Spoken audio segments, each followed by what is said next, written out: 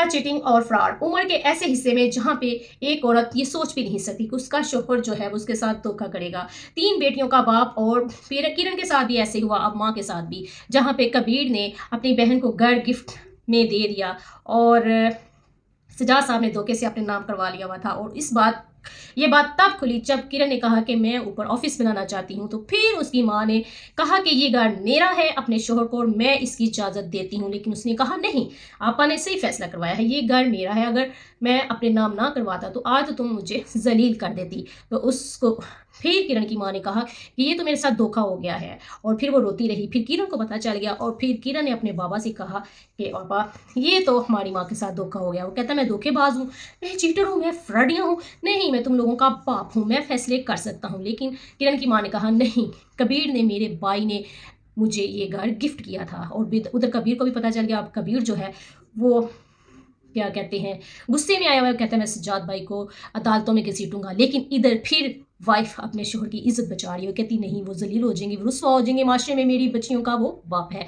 लेकिन एक औरत के साथ इतने सालों बाद भी धोखा, तो इसको क्या कहेंगे। वहां किरण को डिवोर्स हुई, अब हम देख रहे हैं कि किरण को तो घर से जाने की धमकी मिल चुकी है और उसने फैसला भी कर लिया। वो कह रही है कि मैं शनि के साथ शिफ्ट हो जाती हूँ, और मोइस उसकी हर तरह से हेल्प कर रहा है। और उधर मोइस के माँ बाप भी कह रहे हैं कि कुछ तो है जो मोइस आउट ऑफ वे जाके किरण की हेल्प कर रहा है। और उधर जनाब फड़ियाल जो है वो कभी भी माँ नहीं बन सकती, और शानी असली वारिस रहेगा सैफ का।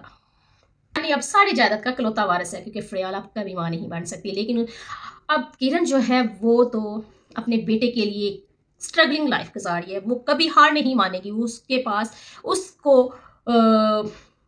उसके पास एक एम है अपने बेटे को लेके कि मैं जो हूँ अपने बेटे की वजह से सब कुछ करूँगी। लेकिन उधर जो है सज्जाद साहब, वो अब उसकी बीवी अपने शोहर से नाराज़ हो चुकी है और लैदर उन कर चुकी है किरण की माँ। और वो कह रहा है कि तुम मेरी बेइज्जती कर रही हो। कहती है अपनी इज्जत का खुद जिम्मेदार होना चाहिए, और आपको ऐसा काम नहीं करना चाहिए था जो आपको जेब नहीं देता। आई मीन कि अब किरण की माँ और उसके बाप के दरमियान भी फासले बढ़ते जा रहे हैं, और सिर्फ प्रॉपर्टी की वजह से।